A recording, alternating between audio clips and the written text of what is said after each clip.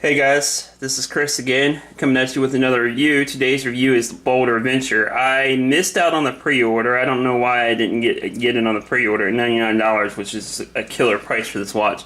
This is still a lot of watch for the money, $144 I feel like. And a disclaimer, by the way, Boldr never sent this to me. I bought it with my own money. But onto the watch, let me quickly unwrap this. Come with this pretty cool little travel case, which I think is pretty cool. It came with a couple stickers. I already got one of the stickers on my car. Got one on my computer. Got the warranty card here. The congratulations card here.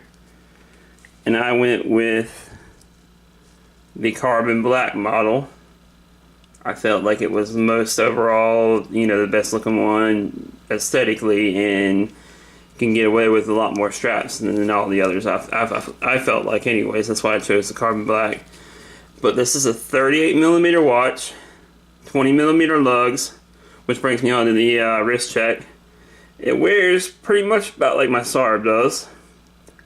I have the Sarb 035 on right now with the Blue Shark strap that Rob sent over from Random Rob's channel. Appreciate that, Rob. But back onto the Boldr. This one here, like I said, 38mm and 20mm. It fits even my big old 7.5 inch wrist pretty decently. And this thing is a strap monster. I have it on the stock strap that came with it. Almost like a Zulu style strap. Nothing too fancy, but it's nice. It gets the job done.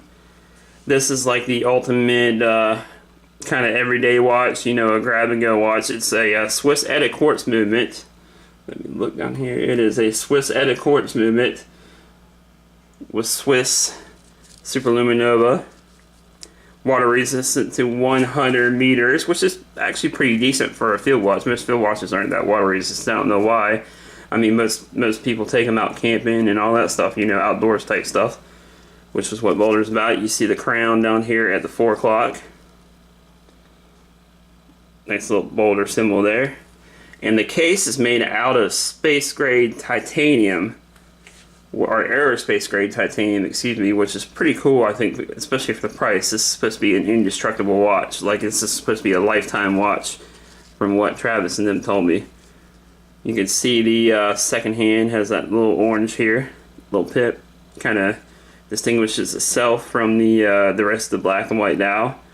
The white hour markers here, pretty cool. Like I said, this is like almost like a field style watch here. Pretty clean. You can see the Boldr logo there on the top, which everything that Boldr's come out with I've really liked. They sent me out that Expedition prototype there that I had reviewed a while back, and I really liked it. I might end up picking one of those up.